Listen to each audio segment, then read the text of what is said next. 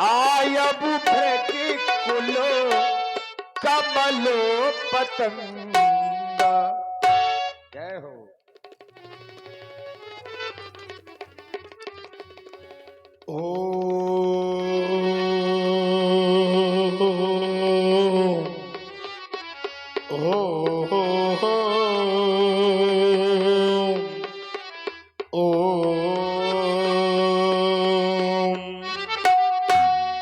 नमः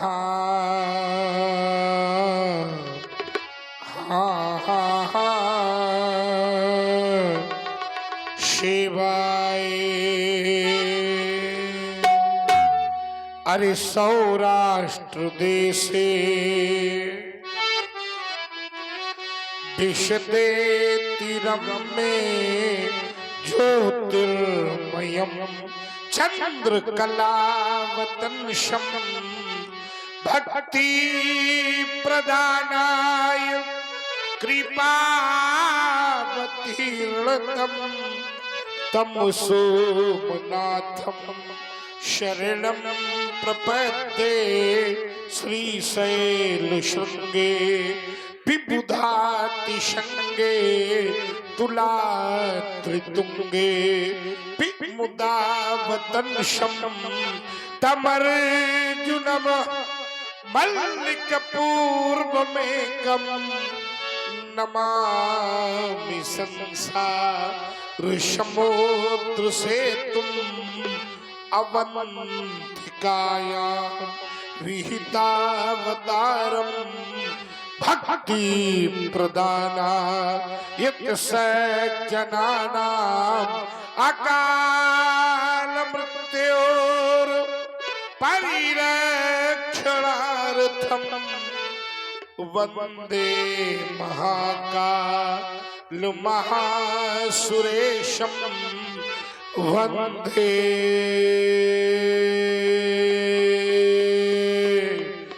महाकाल। अरे हिमगिरि के उत्तुंग शृंग पर फैली हो हिममालाएं, आसनासीन पद्मासन पर जहां फैली बहुफटी कोशिलाएं, तो पिंगल वर्ण जटाओं से आच्छादित बाहजहा सुरशरी धारा और भाल बिंदु पर चमक रहा हो अर्ध कलाधर न्यारा फुम फुम करके ठमक रही हो। गल सर्पों की माला चंचला चमक सी चमक रहा हो, कंठ हलाहल वाला दक्षिण कर में हो त्रिशूल, ढकवा करता हो ढम ढम ढम नंदीशन मुख खडमुख बाए, प्यारे बोले बस बम बम बम। पार्वती पति है शिव शंकर, हृदय मध्या जाओ, भ्रमित हो रहा है मेरा मन, शतमार्ग मुझे दिखलाओ। कितना पावन समय था, प्रातः काल का शीतल सुंदर सुखद समीर अपनी ललित लताओं का लिंगन करता हुआ बह रहा था। हाँ भोलेनाथ देखो ना, ये कलित कंठ को खिला कलित कुंज में बैठकर कोमल कुसुम को जगाने के लिए प्रभाती गा रही थी। अचानक यह वातावरण परिवर्तित क्यों हो गया? आज मानो ओश बिंदु से प्रकृति ने अपने आप को ढक लिया हो, मानो ओश की परिधि ने प्रकृति का मुख छुपा लिया हो। आखिर क्या हुआ है? ये भयानक शब्द कैसा, ये अचानक शब्द कैसा? तुम्हें दराहों की पुकारे या नई युग की चिकारे, क्या किसी के चित्त का संताप उठा भक्त जैसा? भोलेनाथ ये भयानक शब्द कैसा, ये अचानक शब्द कैसा। हे भक्तों के भोले रसाल, हे कालों के भी महाकाल, फुंकार ज्वाल फुंकार बहाल, फुम फुम फुम फड़कत फड़ेश, जय महाशक्तिशाली महेश। भोलेनाथ कहाँ चली गई वो शांति जो शास्त्र में व्याप्त रहती थी? कहाँ चली गई उस नदी की कललो ध्वनि जो हृदय को आत्मसात करती थी? कहाँ चली, कहाँ चली ये पर्वतों की शांति तू? कहाँ चली, कहाँ चली? अरे क्या मयूर मुग्ध रक्त आज ना दिखाएगा?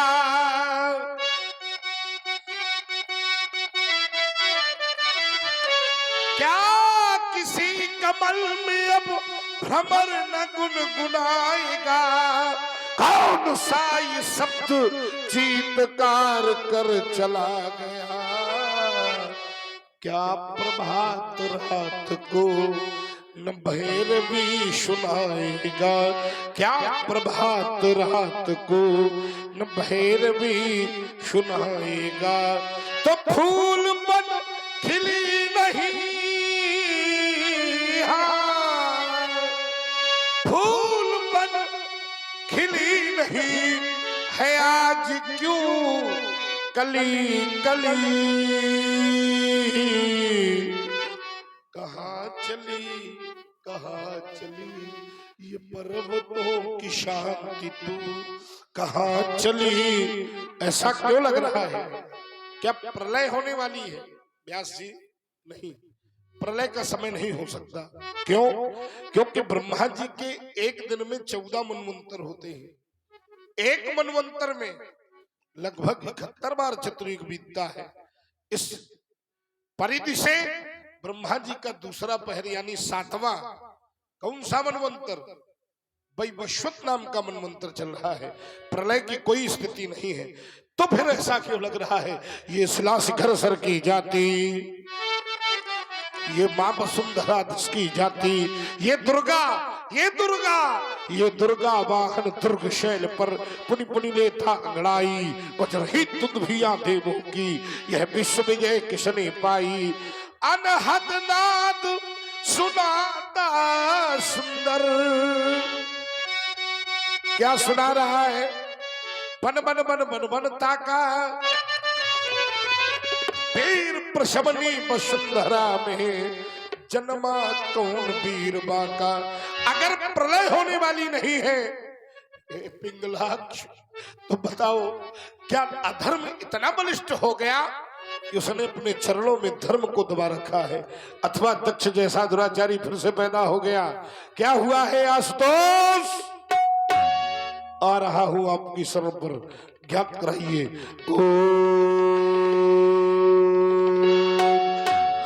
हो गया है दीगर कोई बात नहीं। अजगत तोड़ानी आइयो ने है कहीं कोई, सावधान सिर ध्वज। आज मिथिला के खंड खंड भूखंड में परस का नर्तन होगा। आज मृत्यु का आह्वान होगा। मिथिला में रणचंडी बनकर नाचेगी मृत्यु। सावधान सावधान सावधान। हाँ शोक शोक, हाँ महाशोक। गुरुद्रोही कौन हुआ पैदा? भगवर से बढ़कर बलशाली ये वसुधा में कौन हुआ पैदा? बीत गए लाखों अनेक युग, आया नहीं शूर सामने में। आ गया काल अब किसका है, ले लिया परशु। आश्रम के देवी देवताओं, आश्रम की रक्षा करना, वन देवियों वन की रक्षा करना। और आश्रम में जितने भी जो लोग बैठे हैं इस समय वर्तमान में, व्यास जी, वो सब के सब लोग वास्तव में परम भक्त हैं, भगवान शिव के परम उपासक हैं। लोग दो प्रकार के होते हैं। हर व्यक्ति को अपना अलग अलग दृश्य अच्छा लगता है। रात में आपने देखा होगा यहाँ भीड़, वो लंका के लोग आए थे, वो चले गए। लंका के नहीं, उसको समझो, हम बता रहे हैं अब हमारे अनुसार।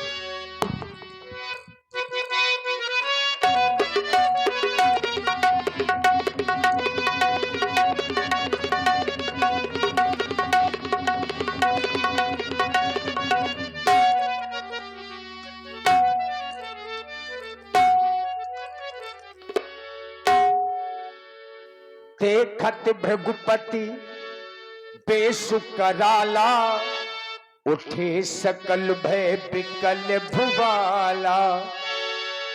पितु समेत कही कही निज नामा, लगे करन सब दंड प्रणामा। जनक बहोरी आई सिर नावा, आई सिर नावा।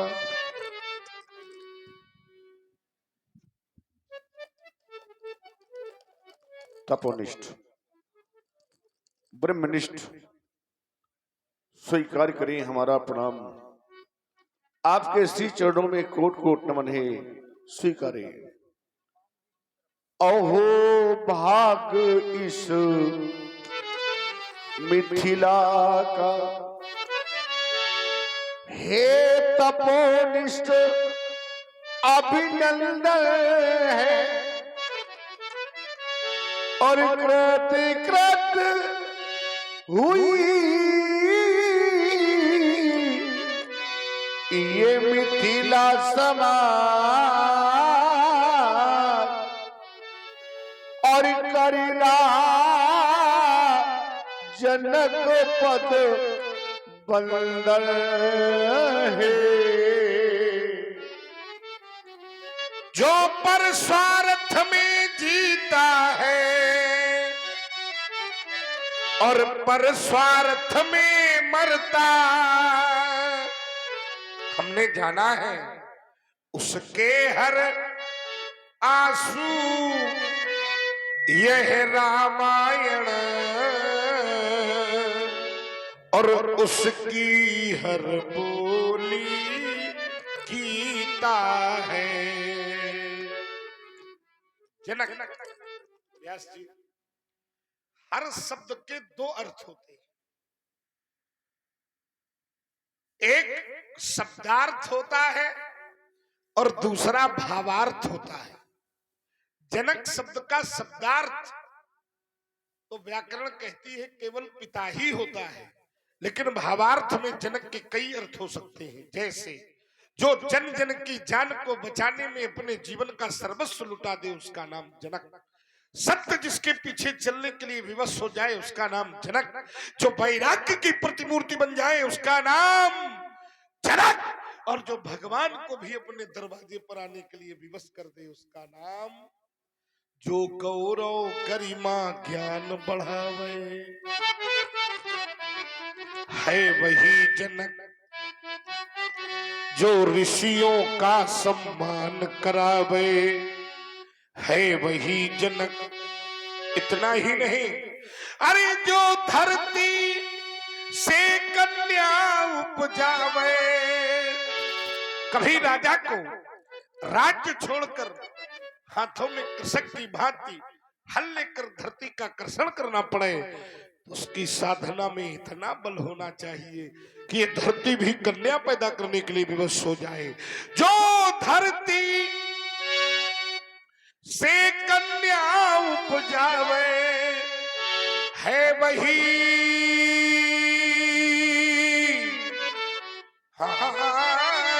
जनक।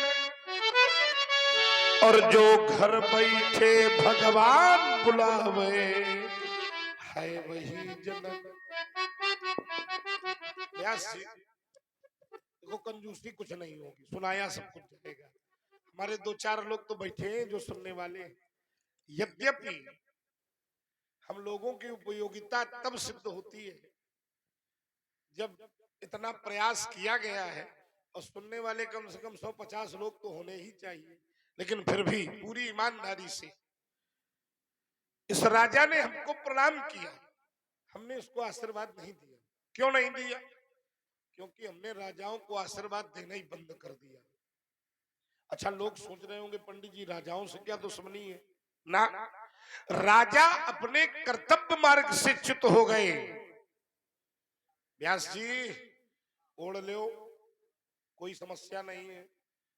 विकास तो जीवन भर चलता ही रहता है, किसी रूप में चले। आइए तो राजाओं को आशीर्वाद देना इसलिए बंद कर दिया क्योंकि आज का राजा कर्तव्य से च्युत हो गया है। उत्तर करो आप लोग। आज का राजा राजा बनने के पहले तो प्रजा का सेवक होता है, और राजा बन जाए तो कहो 5 साल दर्शन न हो, बड़ी स्थिति गड़बड़। तो जब राजाओं की स्थिति हो गई गड़बड़ तो हमने भी राजाओं को आशीर्वाद देना बंद कर दिया। अब ईमानदारी से बताओ, अच्छा किया कि बुरा किया? देखो तुम्हारी प्रजा कह रही है अच्छा किया, है ना? लेकिन लेकिन लेकिन लेकिन इस राजा में और संसार के राजाओं में अंतर है। आप लोग सौभाग्यशाली हो। पूछो क्यों? क्योंकि विश्व के हर राज्य में केवल राजा का राज्य चलता है। सौभाग्यशाली हो आप लोग, क्योंकि आपके इस राज्य में राजा का नहीं, एक योगी का राज्य चलता है। ध्यान दूसरी तरफ न ले जाओ, ये भी योगी ही है, और इस योगी राज के लिए मेरा आशीर्वाद है। क्या? तो हम ही लोगों का आशीर्वाद फलीभूत हो रहा है, और आज भी हृदय से आशीर्वाद दे रहा हूं। व्यास जी, क्या रहे जो लो जग में गगन चांद तारा,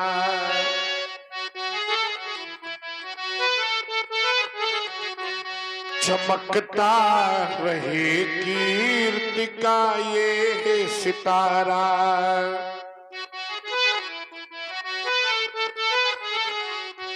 अरे नृपति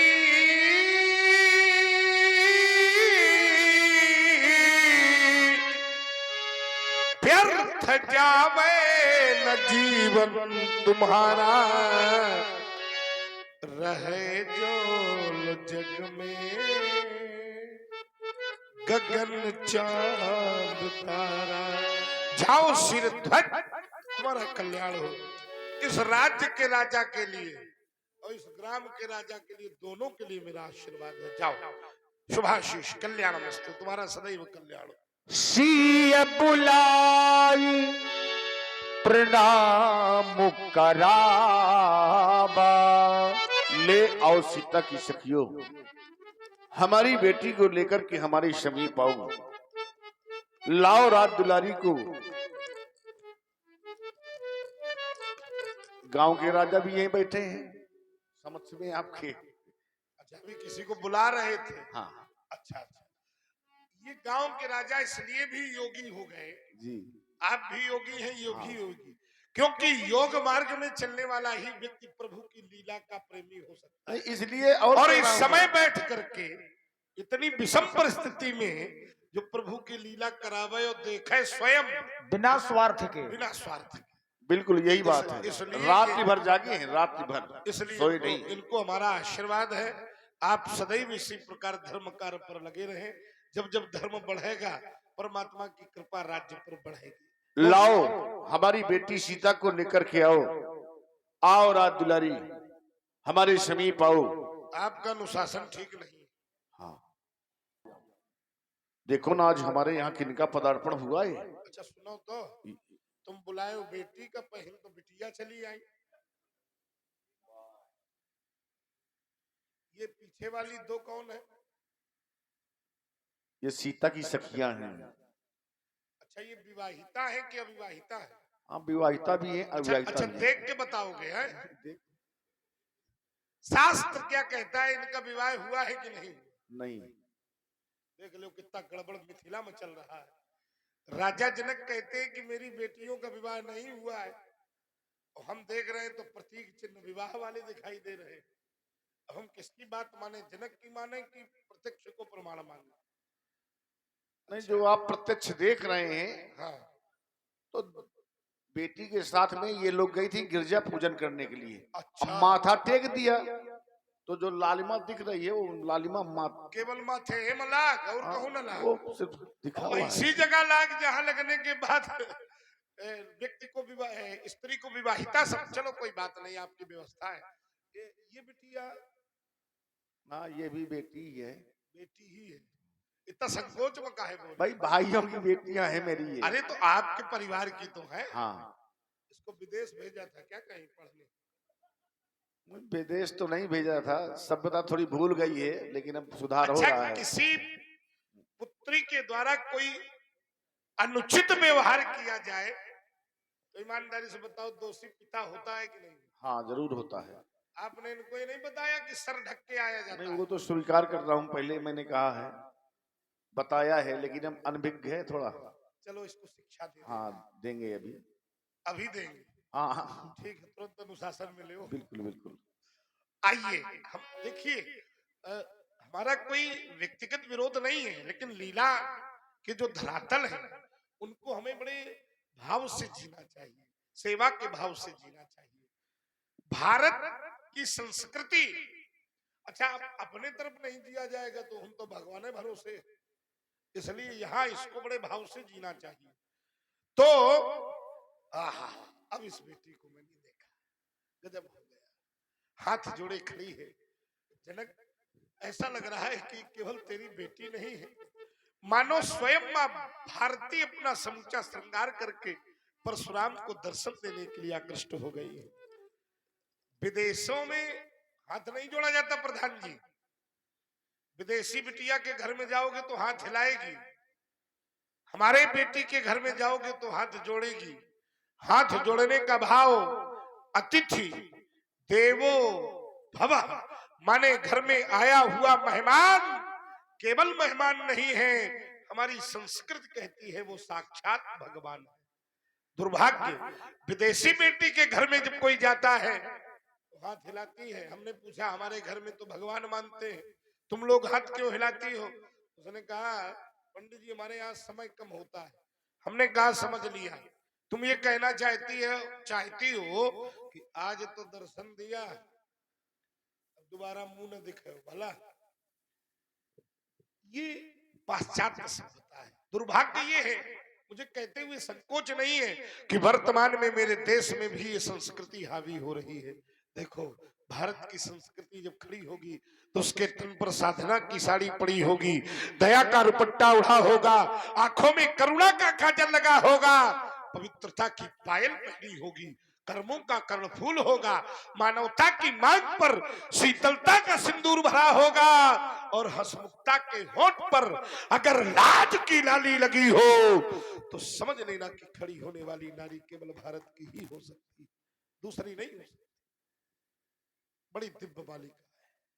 सही सही बताओ तुम्हें गंगा की कसम है, ये जाई हुई बालिका है या कहीं से पाई? पाई? गजब हो गया, क्योंकि जाई हुई बालिकाएं पीछे दिखाई दे रही हैं, ये स्वयंभू बालिका होगी। कौन है ये बालिका? न जाने क्यों आज मैया गौरा की भांति दिखाई दे रही है। मैया क्या तुमने अवतार ले लिया? अगर तुमको आज मिथिला में अवतार लेना था माँ, तो आज इस रूप में नहीं आना था। यदि आना ही अम्ब था तो करना ना विलंब था, साथ में माता तुमको खप्पर भी ले आना था। नहीं नहीं, क्या मैया लक्ष्मी? नहीं नहीं, क्या मैया वीणा पाणी? नहीं, क्या मैया अरुंधति? नहीं, क्या मैया अनसुईया? नहीं, क्या मैया कुसमांडा? जनक, ऐसा क्यों लगता है कि तुम्हारी बेटी आज मानो साक्षात मेरी माता भुवनेश्वरी का स्वरूप लेकर परशुराम को दर्शन देने के लिए खड़ी है। भूपति तुम्हारे भवन भगीरथ, गंगा सी लहराती, कौन बालिका यह चली आ रही? राजन देखो ना, यह मंद मंद मुस्काती, सुता शोभित सम्मुखे कौन सिर ध्वज। बताओ कौन है बालिका? इस बालिका के जीवन के संदर्भ में एक करुण कहानी है महाप्रभु। कौन सी कहानी? श्रवण करें आप। सुना मैं। दादा की रही थी ज्वाला में, हाँ ये नर नारी नीर बहाते थे। मिथिला की ये दशा, सब जलधि जला से और ये सूख गए, फिर और ये बच्चे बूढ़े चिल्लाते थे। ऐसा क्या हो गया था मिथिला में? मैं देख रहा था खड़े खड़े। हाँ हाँ, 12 वर्षों का अकाल पड़ गया मेरी राज्य में। वाह, देवर्षि नारद आए। क्या कहा? देवर्षि नारद के कथनानुसार मैंने हल कर्षण किया और धरा से इस कन्या को प्राप्त किया। ये वही बालिका है भगवान। हाँ हाँ, सन्मुख जो शोभा पाती है, आशीर्वाद इसे दे भगवान। ये चरणों में शीश झुकाती है। और इसी प्रस्तुति में आप हैं श्री मोहन। जनक जी का व्यवहार आ रहा है ना, बहुत सुंदर। आइए, एक बड़ा सुंदर भाव है। देखिए, कम लोग बैठे हैं, सभी लोग हमारे शब्दों से जुड़ेंगे तो आनंद आएगा। देखिए, कोई भी शब्द अगर हृदय में जाएगा तो आनंद देगा, और सुना नहीं जाएगा तो क्या मतलब? भाई, किसी को बुखार है, ज्वर है, तो औषधि जब पेट में जाएगी ना तब आराम करेगी, कि केवल देखने से आराम मिलेगा। आइए, इस बेटी की उत्पत्ति हल कर्षण से हुई। प्रधान जी, हमने सोचा कि हल चलाने से क्या होता है। एक बार मैंने एक किसान से पूछा, भैया हल चलाने से कैसे पता चलेगा कि इस खेत में हल चला है? उसने कहा, पंडित जी, जब उन्हें खेत में रेखा खींची हो तो समझ लेना कि वो हल युद्ध है, और जो ऐसे पड़ा हो तो समझ लेना चकाचक है। तो एक निर्णय मिला कि हल चलाने से धरती में रेखा ही तो खिंचती है। बेटी, तुम्हारी उत्पत्ति हल के द्वारा बनाई गई रेखा से हुई है। सभी लोग जुड़ेंगे। मेरा आप हैं ददवारा डेरा से, ये 11 पुष्प मुद्राएं आपकी ओर से, और हमारे अपने जो वर्तमान प्रधान जी हैं, प्रधान जी, उनकी ओर से भी ये 101 पुष्प मुद्राएं श्री परशुराम जी जनक जी के चरणों में सादर समर्पित हैं। बहुत बहुत साधुवाद। चलो, कम से कम प्रधान जी सुन रहे हैं तो हमें संतोष होगा कि प्रतिनिधि सुन रहा है, तो पूरे गांव तक कभी न कभी बात तो पहुंचे जाएगी कि परशुराम जी ने क्या सुनाया। आइए, इस बेटी की उत्पत्ति हल के द्वारा बनाई गई रेखा से हुई है। एक बात याद रखना विद्वानों, जो व्यक्ति जहां से पैदा हो उसको उसका सम्मान सदैव करना चाहिए। बिटिया रानी, अगर तुम्हारी उत्पत्ति हल के द्वारा बनाई गई रेखा से हुई है तो अपने जीवन में सदैव रेखाओं का सम्मान करते रहना। जब तक तुम करोगी रेखा का सम्मान, तुम्हारे जीवन में आएगा आत्मसम्मान, तुम्हारे जीवन में आएगी प्रसन्नता। लेकिन जब तुम कभी किसी दिन किसी परिस्थिति में पढ़कर तुमने जीवन में कोई भी रेखा पार कर दी, वही दिन तुम्हारे लिए दुखों का पहाड़ लेकर के। भाई, तुम्हारी उत्पत्ति हल की रेखा से है और तुमने कोई रेखा की पार, तो वही दिन दुखों का होगा पहाड़। हमारी बात मानती रहोगी तो रहोगी चकाचक, नहीं तुम जाने हो तुम्हार काम जाने। बताना हमारा धर्म है, आशीर्वाद है हमारा। क्या नाम है इस बेटी का? सीता। बहुत दिव्य नाम है। किसने रखा था? देवर्षि नारद जी ने। अच्छा प्रधान जी, एक बात और अनुभव करो, कभी कभी किसी का नाम बहुत अच्छा होता है, क्यों? काम देखो तो बहुत गड़बड़ होता है। कहो नाम होए नारायण और काम करे धुंधकारी वाले। बहुत से लोग मिले होंगे रात्र में, आपने देखा होगा, लेकिन इस बिटिया का नाम भी अच्छा है। सीता शब्द पर जब मैं विचार करता हूँ तो जो साहित्य का सृजन करे उसका नाम सीता, जो सौम्यता की परिपूर्ति बन जाए उसका नाम सीता, जो सतीत्वता को वर्ण करे उसका नाम सीता, जो सत्य साहित्य के सृजन में जीवन को लगा दे उसका नाम सीता, जो शास्त्रों का चिंतन करे उसका नाम सीता, जो साधुओं की सेवा करे उसका नाम सीता, जो शस्त्रों की रक्षा करे उसका नाम सीता, जो साधुओं के मध्य रहे उसका नाम सीता, और जो शत्रुओं का विनाश करा दे उसका नाम सीता। सीता सीता राज रानी बनो। सिर्फ राजा रानी। अच्छा जनक जी कुछ कम प्रसन्न है। हमने कहा रानी बनो तो उन्होंने पूछा सिर्फ रानी। राजा की बेटी है तो रानी तो बनेगी बनेगी प्रश्न ना। तो तुम्हारा ठीक है, कोनो किसान की पत्नी थोड़ी बनेगी। तो चलो और सुधारे दे रहे हैं, महारानी बनो। अच्छा, बड़ी पवित्रता के साथ मैं एक तर्क यहाँ दे दूं। इस समय राजा की रानियां बहुत होती हैं, लेकिन महारानी तो वही रानी बनती है जो राजा को प्राण प्रिय होती है, ठीक है ना। लेकिन मेरा आशीर्वाद है जनक, तुम्हारी बेटी का जो भी पति होगा और इसका मुख देखने के बाद जब अपनी पत्नी को कुछ भेंट करेगा तो इसे वस्तु नहीं अपनी तो वचन भेंट करेगा, और वो इससे कहेगा कि मैं तुम्हारे अतिरिक्त कभी दूसरा विवाह ही नहीं करूंगा। और मेरा हृदय कहता है सीता के पति का चरित्र देखकर आगे आने वाले समय में बहु विवाह की प्रथा समाप्त हो जाएगी। इसलिए महारानी और इसे धारा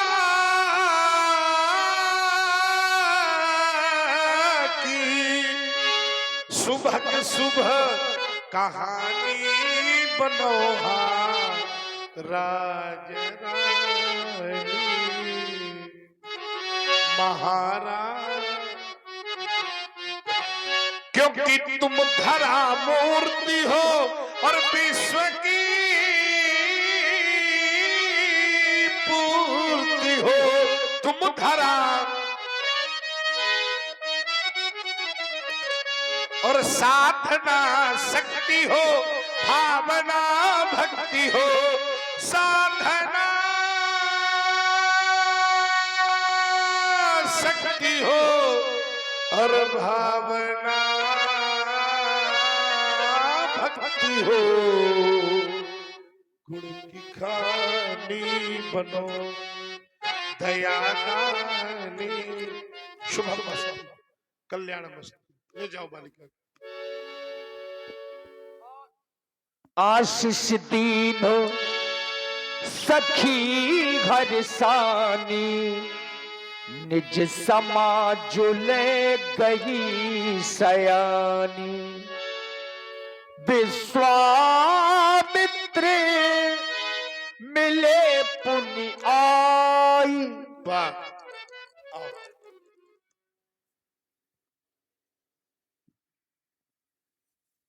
संत का दर्शन श्री हरि कृपा का ही शुभ प्रमाण होता है। आप का अद्भुत व्यक्तित्व मुझे अपने बाल्यकाल की कुछ परछाइयां स्मरण करा देता है। बाबा और मेरा एक संबंध भी है। मैं बाबा का दौहित्र नंदन हूं। ये थोड़ा सा कठिन शब्द है। दौहित्र शब्द को जब और तौला गया तो यही भागनेय सुत के रूप में परिणित हुआ। भागनेय माने भगनी के बेटे को कहते हैं भागनेय। गांव देहातों में यही शब्द भांजे के रूप में जाना जाता है। मैं बाबा का भागनेय सुत हूं, भांजे का बेटा हूं। बाल्यकाल में बड़ा प्रेम मिला और बाबा सभी प्रकार की कुशलता, सभी प्रकार की कुशलता है। बेटा राम एवं लक्ष्मण पद सरोज प्रणाम कर आशीर्वाद प्राप्त। मेले दो भाई।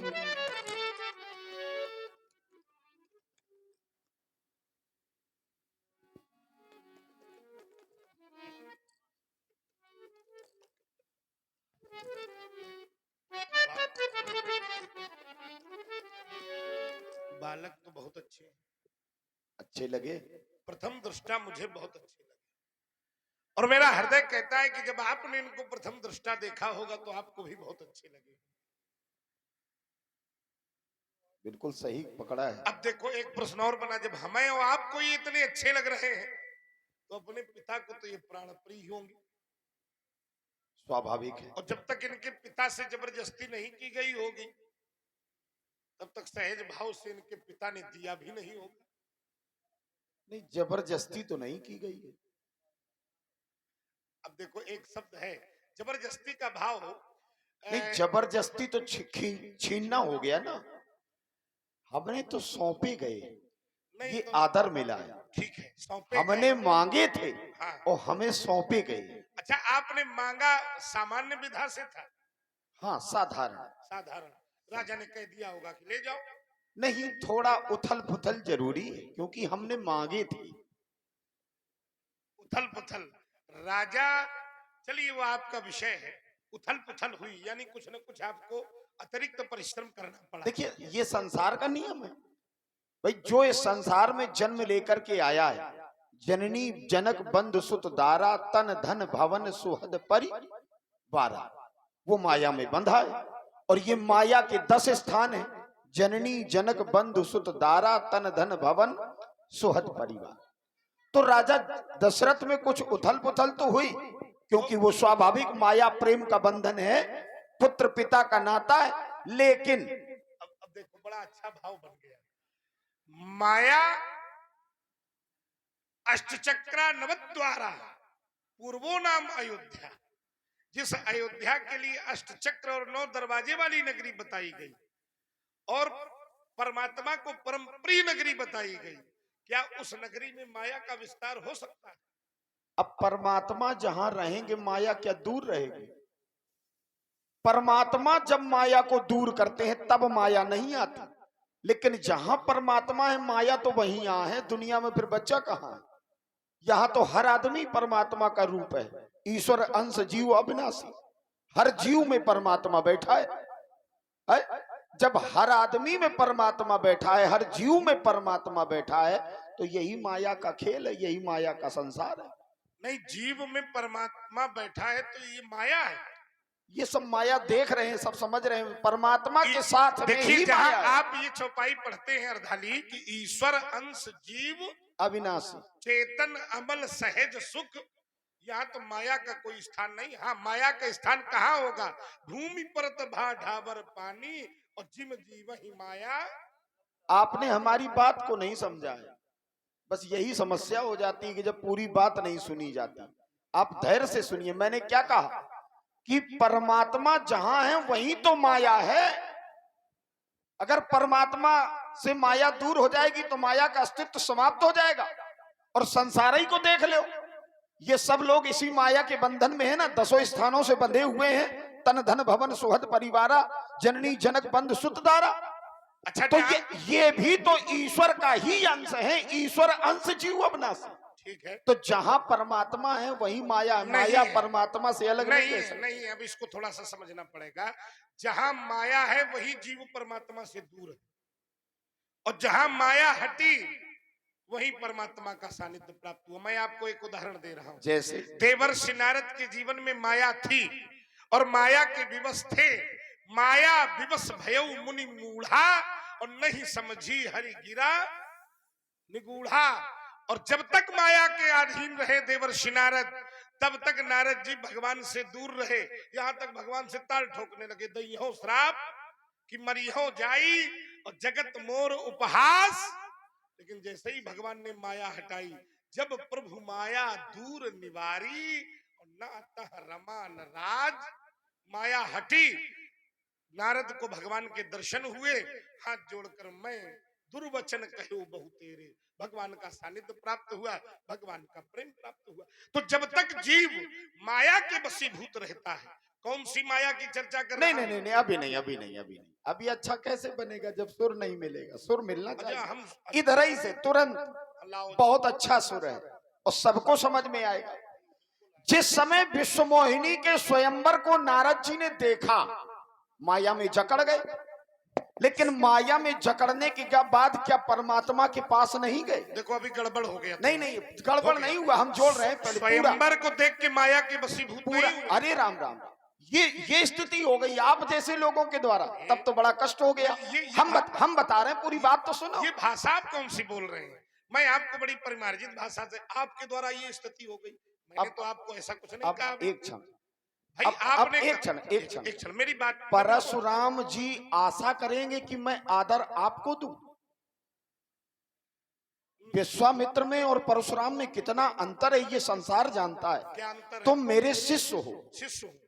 वाह, शास्त्र का ज्ञान तुम्हारे पिता के द्वारा तुम्हें प्रदान किया गया है, लेकिन शस्त्र का ज्ञान विश्वामित्र ने दिया है। द्वितीय गुरु का नाम विश्वामित्र है और ये आप अच्छे से जानते हो।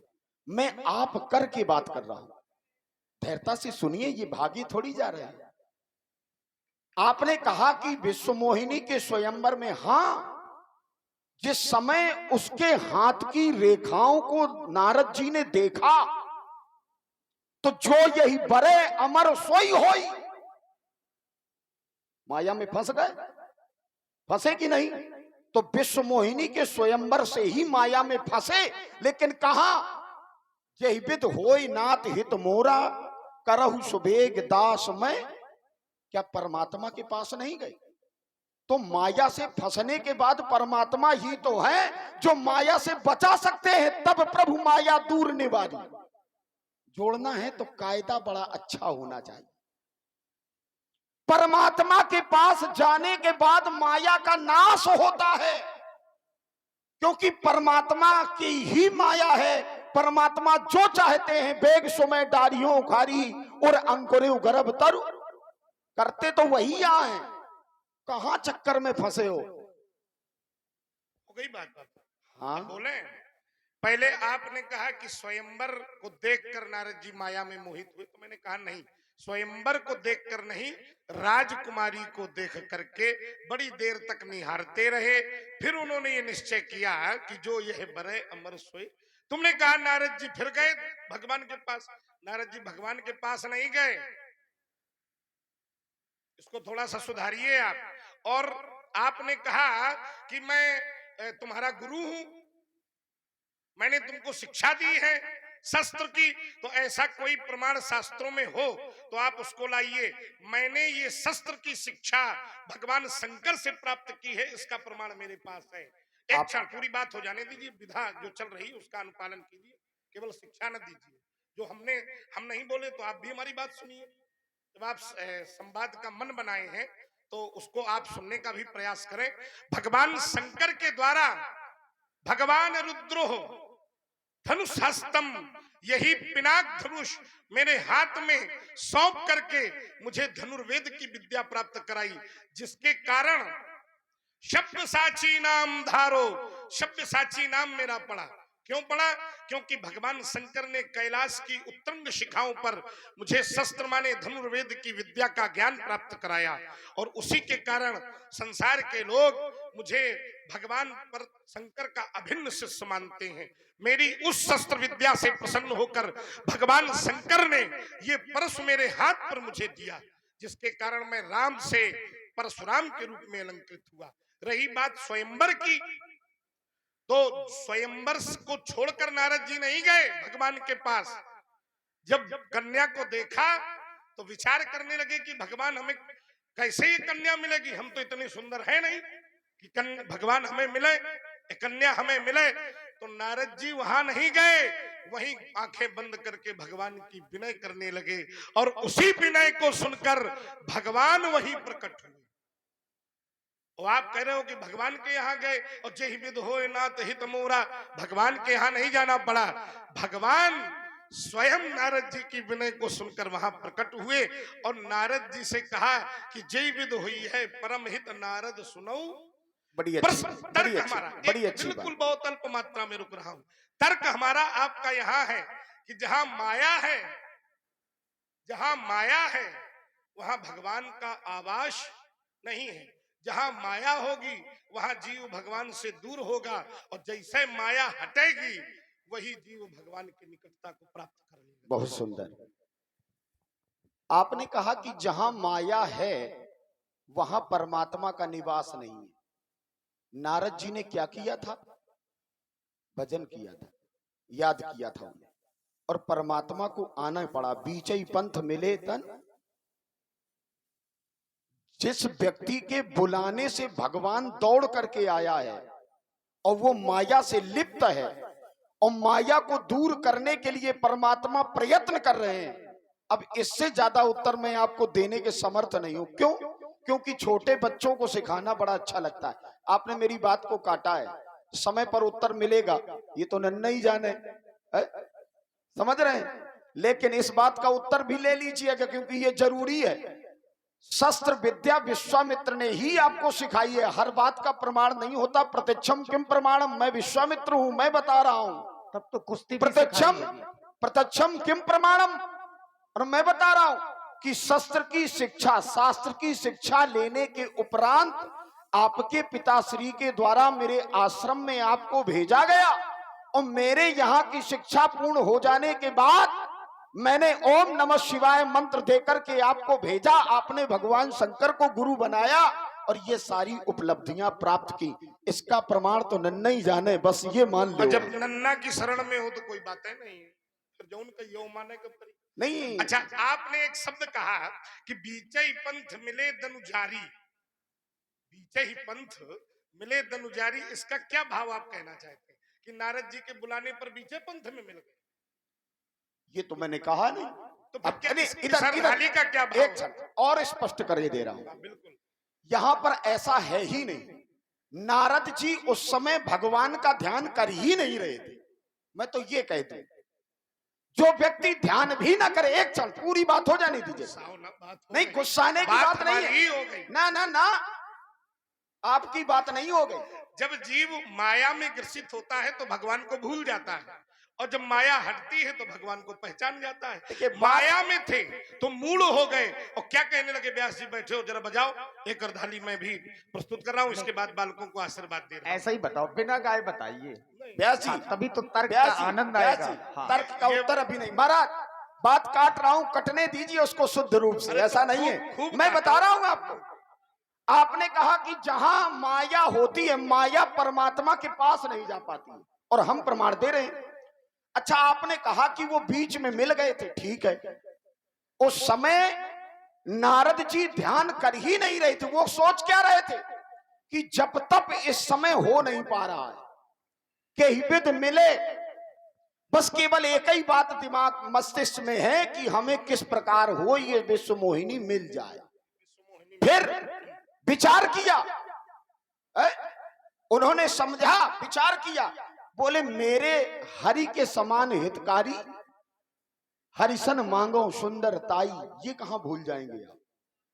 माया है लेकिन याद प्रभु की है।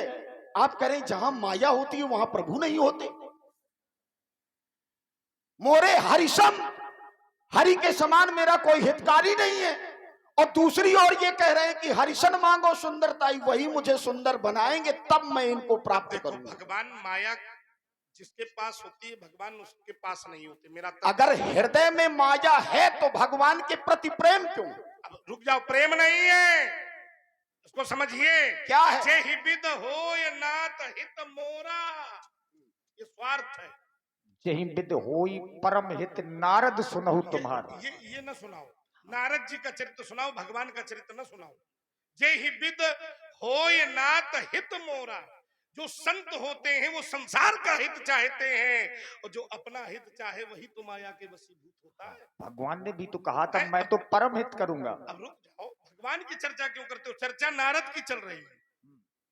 मेरा तर्क ये है, जो माया के वशीभूत होता है वो भगवान से दूर होता है, चलिए, और अच्छी, जिसके जीवन से माया हट जाती है वो भगवान की निकटता प्राप्त बहुत करने बहुत वाला। सुंदर, बहुत सीधा सा सुंदर। इतना तर्क इसी को परमात्मा से एक भक्त क्या कहेगा?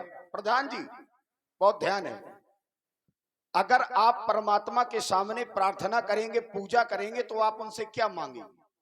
जेहि विद होय नाथ हित मोरा। कितनी सीधी बात है, आपको समझ में नहीं आ रही। अच्छा, अपना हित देखो, मांगने वाला नारद हो सकता है। चिल्लाना फिर तो वही बात, ये वाला पाठ न करो। आप बाबा समझो, चिल्लाना तो हमारी बात अच्छे समझो। लोगों की हम पहचान नहीं चिल्ला है। नहीं रहे हैं, हम आप धैर्य से हमारी बात को सुने। विश्वामित्र से बात कर रहे हैं आप, जिससे ब्रह्मा भी बात करने में एक क्षण के लिए संकुचित होते हैं ये अहंकार है ना।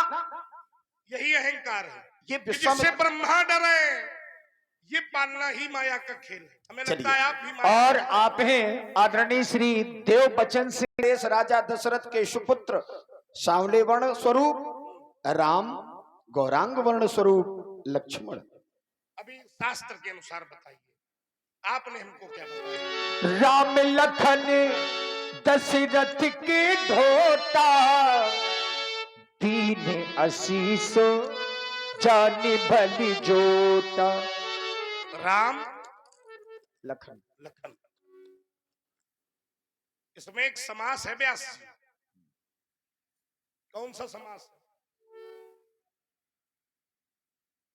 इस नाम को अगर लेंगे राम लखन तो इसमें एक समास होगा। अब बाबा ने तो हमको पढ़ाया है, हमारे गुरु हैं, ये तो सर्वज्ञ हैं, जानकार हैं। एक दांव पर्याप्त होता है, इसमें द्वंद्व समास है। और जब तक विग्रह नहीं करोगे तो फिर ये दो की जगह एक दिखाई देंगे, और जब विग्रह कर दोगे तो एक की जगह दो दिखाई देंगे। बहुत सुंदर। इन बालकों को आशीर्वाद आपके सानिध्य में होने के कारण दे रहा हूं। एक क्षण, एक क्षण। अब क्षण नहीं, नहीं, ये तो फिर हमें लगता है लक्ष्मण जी, बिल्कुल अपराध हो गया। हमें तो ये लगता है आपने कि फिर बाबा लक्ष्मण जी को बुलाने की आवश्यकता एक क्षण गलत हमें गलत लगता है गलत नहीं। बाबा से हमारा संवाद हो जाना देखिए, चाहिए। आपने हमसे सीधे कहा ना कि विश्वामित्र जी तो हमारे गुरु हैं, समास बता दें। समास हमने आपसे पूछा क्षण, नहीं है ना। ये तो अपमान कर रहे हो आप, ये अब ये अपमान तुम्हारी कर। दृष्टि देखिए, है। एक क्षण के लिए शांति रखने से आनंद आ जाएगा और क्रम लग जाएगा। आपने, मैंने परिचय दिया तो आपने कहा शास्त्र के अनुसार, तो यहाँ पर क्या है? राम लखन दशरथ के दोता दीन आशीष जान भली जोटा। आप आशीर्वाद दीजिए। अगर शास्त्र से अगर संवाद करना है, हम तो तत्काल तैयार रहते हैं, कभी भी स्वागत है। बड़ी तैयारी में और इस वाले रूप में भी और इस वाले रूप में भी बहुत बहुत बहुत बहुत तैयारी में हो। जय श्री राम। नहीं, जय श्री राम। आप विशुद्ध तैयारी में हो। हाँ, ताली बेटा थोड़ी जोर से बजाओ, क्योंकि राम कथा सुंदर कर तारी। द्वेष की ताली नहीं होनी चाहिए, ईर्षा की ताली नहीं होनी चाहिए। ताली जब भी बजाए तो कथा की ताली होनी चाहिए, नहीं सर्वनाश हो जाएगा। ध्यान रखिए। आइए, इन बालकों को आशीर्वाद दे रहा हूं। राम, तुम्हारे लिए बड़ा सुंदर आशीर्वाद। राम तुम्हें भगवान कहेंगे। लोगों ने कहा भी, लोगों ने क्या, अगल बगल वाले ने कहा, अब मैं कह रहा हूं कि तुम्हें संसार कहेगा। राम तुम्हें भगवान कहेंगे, ये मानवता के प्रबल समर्थक। तुम्हारे वंश में एक राजा हुए रघु, रघु से अधिक महान कहेंगे। प्यासे अधर सिसकते अंतस। देख रहे हैं जीव धरा के, कितनी तुमसे आस लगाए। पलक पावड़े बिछा रहे हैं निज नयनों में स्वप्न छिपाए। इन स्वप्नों की सौगंध तुम्हें, तुम अनाचार का नाम मिटाना। कोमल कलियों को जो घेरे, उन सूलों पर वज्र गिराना। तब पाकर तुमको हुए सार्थक, यही मेरे वरदान कहेंगे। प्यासे अधर सिसकते अंतस, राम तुम्हें भगवान कहेंगे। व्यास जी, एक बात मैं हृदय से कहना चाहता हूं, बड़ी पवित्रता से लोग सुन रहे हैं। मेरा एक ही भाव है कि रमा सकेगा तुम्हें नहीं जो, उसका जन्म दोबारा हो। रमा सकेगा तुम्हें नहीं जो, उसका जन्म दोबारा होगा। सागर की लहरों से बढ़कर वैभव राम तुम्हारा होगा। ये इतिहास के पृष्ठ ही तुम्हें अपना तन मन धन और प्राण कहेंगे। देखो देखो बेटे, ये प्यासे अधर सिसकते अंतश, राम तुम्हें भगवान कहेंगे। स्वस्ति स्वस्ति शारद कहती हो, गाए गणेश मंगल का गान। आयुष्मान हो ये दोनों, श्याम गौर सुंदर सुजान। कंचन थाल सजाकर कमला, आरती करने को आवे। स्वयं मार्ग में पुष्पहीन के, सुरेश हीन के बिखरावे। कभी न चिंता की ज्वाला में, देह जले इन लालों की। मेरे उर के अंतश में भी छवि अंकित रहे इन लालों की। जाओ तुम्हारा कल्याण हो, ले जाइए बाबा इन बालकों को।